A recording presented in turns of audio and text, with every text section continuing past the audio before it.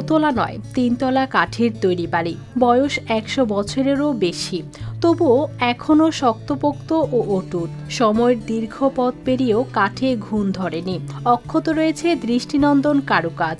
এমনই এক বিস্ময়ে দাঁড়িয়ে আছে পিরোজপুরের নেসারাবাদ উপজেলার সুটিয়াকাঠি গ্রামে। একসময় একই নকশায় 6টি ঘর নির্মাণ করা হয়েছিল, সময়ের সঙ্গে হারিয়ে গেছে 4টি।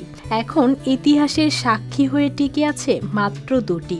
শত বছর পেরিয়েও কাঠামোর ধীরতা আর নির্মাণ কৌশল সহজেই বিস্মিত করে যে কাউকে।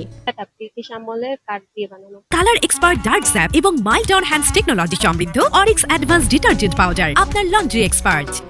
যে কাঠগুলো অনেক বেশি মজবুত আর মানসম্পন্ন।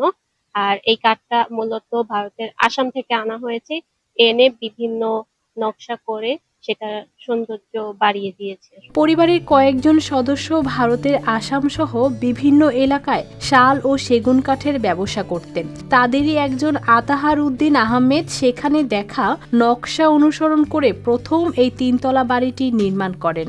পরে একই আদলে আরও কয়েকটি ঘর গড়ে ওঠে। স্থানীয় কারিগর দিনু মিস্ত্রির দক্ষ হাতে নির্মিত এসব স্থাপনায় বড় আকারের একটানা কাঠের খুঁটি ব্যবহার করা হয়েছে। তাও প্রায় 150 বছর আগের ঘর এটা।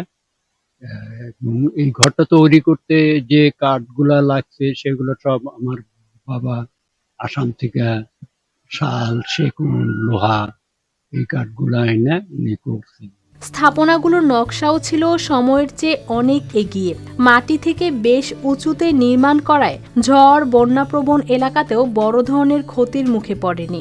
নিচ তলায় রয়েছে বসবাসের কক্ষ ও প্রশস্ত বারান্দা, দ্বিতীয় তলায় একাধিক কক্ষ ও ব্যালকনি, আর তৃতীয় তলাটি সংরক্ষণ কক্ষ হিসেবে ব্যবহৃত হয়। এগুলো সব আমার দাদা, উনি খুব শৌখিন ছিলেন। ভারতের আসাম থেকে শুনেছি লোহা কাঠ, বার্মিজ কাঠ এগুলো দিয়ে তৈরি করেছেন উনি। আর অনেকে এখানে বেড়াতে আসে, ঘুরতে আসে, পরিবেশটাও ভালো লাগে অনেকের কাছে। স্থানীয়দের আশা, প্রয়োজনীয় উদ্যোগ নেওয়া হলে এই বিরল কাঠের স্থাপনাগুলো শুধু ইতিহাসের স্মারক হিসেবেই নয়, আরও পরিচিতি পাবে পিরোজপুরের গুরুত্বপূর্ণ দর্শনীয় স্থান হিসেবেও। News desk, RTV।